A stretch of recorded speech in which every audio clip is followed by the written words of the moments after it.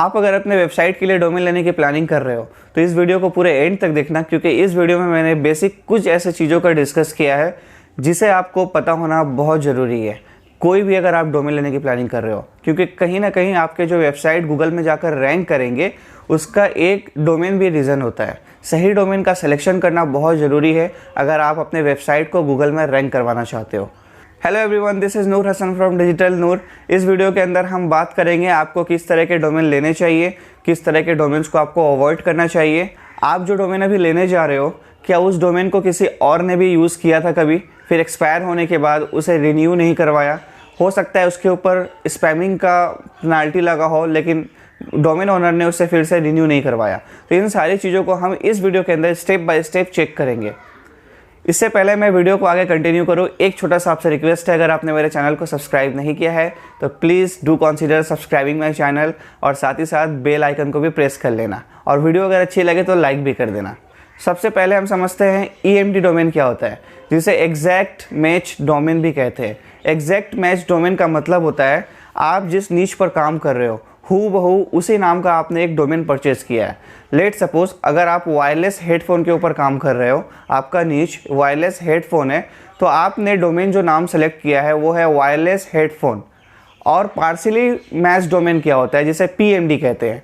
यानी अगर आप वायरलेस हेडफोन के ऊपर काम कर रहे हो तो आपका जो डोमेन नेम होगा bestwireless.com, यानी वायरलेस हेडफोन आपका नीच है और आपने पार्शियली वायरलेस को इंक्लूड किया है अपने डोमेन नेम में। तो पार्शियली का मतलब जो हाफ नेम होता है वो आप अपने डोमेन नेम में रखते हो। तो PMD यानी पार्शियली मैच डोमेन, EMD यानी एग्जैक्ट मैच डोमेन। आपको पार्शियली मैच डोमेन और एग्जैक्ट मैच डोमेन को अवॉइड करना है। बहुत लोग ये समझते हैं अगर वो पार्शियली मैच डोमेन यानी PMD या फिर एग्जैक्ट मैच डोमेन यानी EMD परचेस करते हैं तो उनके वेबसाइट बहुत जल्दी गूगल में रैंक कर जाएगी, लेकिन ये एक गलत कॉन्सेप्ट है। आप जब भी किसी आर्टिकल पर काम करते हो तो आप उस आर्टिकल का प्राइमरी कीवर्ड को अपने टाइटल टैग और URL में इंक्लूड करते हो। लेट सपोज आप एक कीवर्ड पर काम कर रहे हो 5 बेस्ट वायरलेस हेडफोन अंडर 5000, तो इस कीवर्ड के अंदर वायरलेस हेडफोन ऑलरेडी इंक्लूडेड है, तो 2 बार ये यूज़ हो रहा है। URL के ऊपर मैं डिटेल में बताऊंगा किस तरह से SEO फ्रेंडली URL को क्रिएट किया जाता है, लेकिन अभी मैं आपको छोटा सा एक ओवरव्यू दे देता हूँ। एक SEO फ्रेंडली URL लिखने का यही तरीका होता है, एक टर्म को 2 बार अपने URL में इंक्लूड नहीं करना है। एक बार तो आप अपने URL में ऑलरेडी यूज़ कर रहे हो अपने प्राइमरी कीवर्ड को, साथ ही साथ आपका जो डोमेन नेम है वो खुद एग्जैक्ट मैच डोमेन है या फिर पार्शियली मैच डोमेन है, यानी वायरलेस 2 बार आपके डोमेन पर आ रहा है, जिसके वजह से गूगल आपको ओवर ऑप्टिमाइजेशन के लिए पेनल्टी दे सकता है। फर्दर इस वीडियो में और भी बहुत सारी चीज़ों को डिटेल में देखेंगे। क्या आपने जो डोमेन नेम सेलेक्ट किया है उस डोमेन को ऑलरेडी पास्ट में किसी ने परचेस किया, फिर से उस डोमेन को रिन्यू नहीं करवाया। हो सकता है गूगल ने उसको स्पैमिंग के लिए पेनल्टी दिया हो, उसके बाद उसने रिन्यू नहीं करवाया, तो ऐसे डोमेन को आपको अवॉइड करना है। तो मैं आपको मेन स्क्रीन की तरफ ले चलता हूँ जहाँ पर मैं आपको प्रैक्टिकली 1 बाय 1 करके दिखाऊंगा। आप डोमेन किसी भी रीजन से परचेस कर रहे हो, वेदर आप अपने पर्सनल वेबसाइट के लिए डोमेन परचेस कर रहे हो या फिर आप अपने एफिलिएट ब्लॉग के लिए डोमेन परचेस कर रहे हो, हमें फ्यूचर में उस वेबसाइट को रैंक करवाना है गूगल में। SEO एक बहुत बड़ा फैक्टर है। अगर हमारा वेबसाइट रैंक नहीं करता है तो फिर हमें वो बिज़नेस नहीं देगा। हमारा जो मोटिव है उस वेबसाइट को बिल्ड करने का, उस वेबसाइट को बनाने का, वो हमारा कभी भी कामयाब नहीं होगा। तो कहीं ना कहीं हमारे दिमाग में ये है कि हमें गूगल में उसे रैंक करवाना है। तो इसीलिए SEO के एंगल से आपको डोमेन परचेस करने से पहले कुछ इंपॉर्टेंट चीज़ों का ध्यान में रखना बहुत ज़रूरी है। उन चीज़ों को हम स्टेप बाय स्टेप इस वीडियो के अंदर कवर करने वाले हैं। इस वीडियो के अंदर हम 3 चीज़ को डिस्कस करेंगे। सबसे पहली चीज़, अगर आपने नाम ऑलरेडी डिसाइड कर लिया है तो उसकी अवेलेबिलिटी को चेक करेंगे, क्या वो रजिस्ट्रेशन के लिए अवेलेबल है।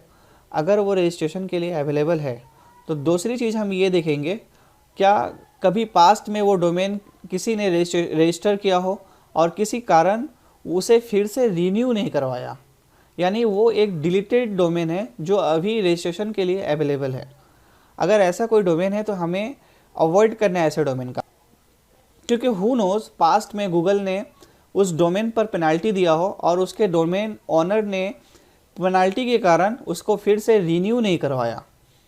तो वैसे डोमेन को लेकर के आप कभी भी अपने वेबसाइट को रैंक नहीं करवा सकते। तीसरी चीज़, अगर इवन आप उस डोमेन के साथ ही जाना चाहते हो किसी भी रीज़न से, तो मैं फर्दर ये दिखाऊंगा उस डोमेन के ऊपर स्पैमिंग स्कोर कितना है। अगर स्पैम स्कोर उसका दिखता है तो हमें उस डोमेन को अवॉइड करना चाहिए टोटली, क्योंकि उसे लेकर के फिर हम रैंक नहीं करवा सकते। नेमचीफ डोमेन बाई करने के लिए one of the best option, इनका कस्टमर सपोर्ट बहुत ज़बरदस्त होता है। लेकिन यहाँ पर आप साथ ही साथ ये भी चेक कर सकते हो कोई डोमेन की अवेलेबिलिटी है भी या नहीं। मैं वैसे 2 डोमेन सोच करके रखा हूँ जो आपको प्रैक्टिकली दिखाने वाला हूँ।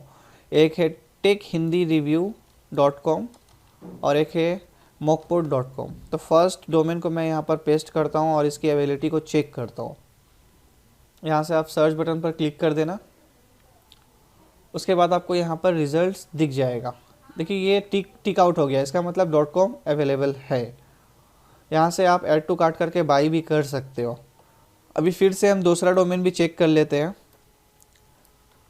कि ये अवेलेबल है कि नहीं। अगर ये अवेलेबल है तभी हम फिर जा कर के ये चेक कर सकते हैं कि क्या कभी ये डोमेन डिलीट किया हुआ था।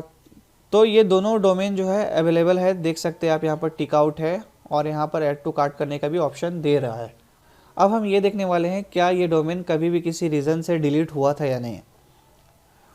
उसके लिए हम जाएंगे whoisdomaintools.com पर। इन सारे टूल्स का मैं लिंक आपको डिस्क्रिप्शन में दे दूंगा, इसके लिए आपको टेंशन लेने की बिल्कुल भी ज़रूरत नहीं है। पहला जो डोमेन नेम था मेरा techinhindireview.com, इसे हम कॉपी करेंगे और यहाँ पर आपको पेस्ट कर देना है। एक चीज़ याद रहे, ये शायद वीकली या फिर डेली कुछ लिमिटेशन है इनका। आप अनलिमिटेड डोमेन्स को चेक नहीं कर सकते यहाँ से, तो इसीलिए आप लिमिटेड डोमेन का ही ऑप्शन देता है। और अगर आपको अनलिमिटेड जाना है तो फिर इसका पेड प्लान लेना पड़ेगा। देखिए यहाँ पर हम सर्च कर चुके हैं। यहाँ पर आपको दिख रहा है domain profile, domain status, never registered before. ये जो आप इन्फॉर्मेशन देख रहे हो, यहाँ से ये प्रूफ हो जाता है ये डोमेन कभी भी रजिस्टर्ड नहीं हुआ है पास्ट में। देखिए कोई भी टूल 100% करेक्ट नहीं होता है, लेकिन हमारे पास एक यही ऑप्शन है जो लगभग कह सकते कि एक्यूरेट है। तो इस बेसिस पे हम ये कह सकते हैं डोमेन नेम जो है ये कभी भी रजिस्टर्ड नहीं हुआ है, ये बिल्कुल फ्रेश डोमेन है। और अपना दूसरा डोमेन भी चेक कर लेते हैं mockport.com। इसे जब हम चेक करते हैं यहाँ से तो इसका भी स्टेटस हमें समझ में आएगा क्या कभी भी इस डोमेन को किसी ने रजिस्टर्ड किया था या नहीं।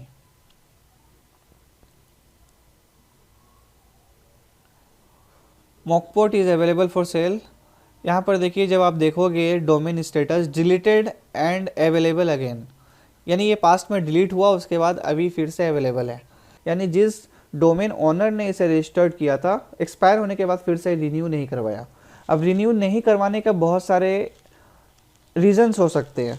हो सकते हैं कि गूगल ने इसके ऊपर पेनल्टी दिया हो स्पैमिंग करने के लिए, इसके वजह से जो वेबसाइट ओनर है उसने फिर से रिन्यू नहीं करवाया। क्योंकि आप देखोगे जितने भी ब्लैक हैट मेथड का यूज़ करते हैं वो लोग टेम्प्रोरी 1 साल के लिए ही डोमेन को रजिस्टर्ड करते हैं, उसके बाद जैसे ही वो एक्सपायर हो जाता है फिर से उसे रिन्यू नहीं करते हैं, क्योंकि मैक्सिमम टाइम गूगल ने उनके डोमेन के ऊपर पेनल्टी दिया हुआ होता है।